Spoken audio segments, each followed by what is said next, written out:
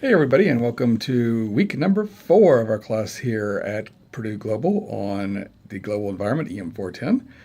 This week we are looking at our first paper of the class, guys, as we have not had a paper in weeks 1 through 3, so this will be our first paper.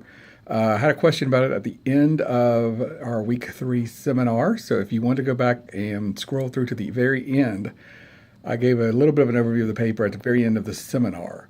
But I will go ahead and give another overview here right now, just for everybody to be on the same page and know what they need to do to get ready for the paper. Paper is pretty simple. It's a 4 to 5 page paper. You're going to select one intergovernmental organization, an IGO, select one non-governmental organization, an NGO, and select one environmental treaty. The two organizations do not have to be involved in a treaty. There is no correlation or relationship between selecting your treaty and selecting the two organizations.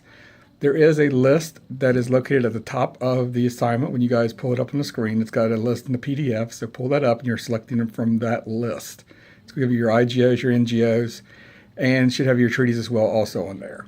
So there are 2 bullet points on the slide guy or on the screen, guys, that'll tell you what to do. You're going to talk about the history of the IGO and the NGO, talk about their successes, talk about their philosophies, their actions accomplished. Basically, you're giving a pretty well good overview of each of the IGO and the NGO. Then it's going to give you the second bullet point on the treaty. How was the treaty selected? What's its origins? How did it come into being? How effective has the treaty been? What do you think are the strengths and flaws of the treaty? So, which is a good thing to talk about since we just finished talking about international law on Monday night. So, good overview, guys, of those 3 things. So, it's going to be a 4 to 5 page paper.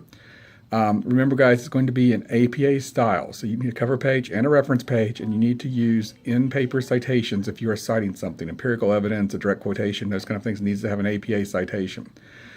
The 4 to 5 pages, guys, are body. That does not include the cover page or the reference page. So you need to have those 2 things, but they do not count toward your total. You need 4 to 5 pages of body in this paper. So good luck, guys, with that paper. Again, IGO, NGO, and a treaty. If you have any questions or concerns, you guys know to contact me. I'll respond by text, call, or whatever, and we can discuss the paper further. If you guys are having some issues in selecting one of the 3 or found some conflicting information or just want to talk about it, so feel free to, guys, drop me a line. You guys know I'll respond to you if you have any questions on the paper. Other than that, guys, we have our 2 discussion boards going this week. We are looking again at international regimes on our discussion board plus our current event discussion board. So remember, on each discussion board, you need to post on 3 separate days, and everybody's doing very good at that the past few weeks. So please make sure to continue that, guys, and post each board 3 separate days.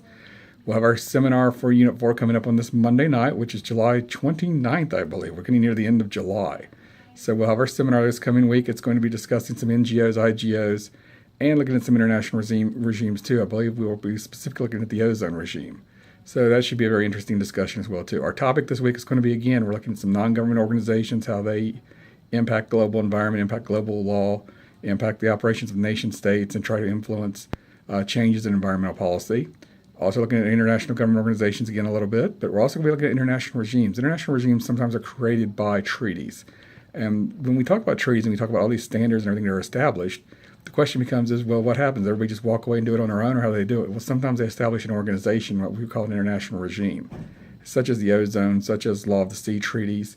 And these will establish different parameters, different structures, different organizations that are going to be set in place to help govern and try to achieve the goals of the treaty. So we'll go in depth about international regimes this week, and we'll also look at why they're successful and why they fail.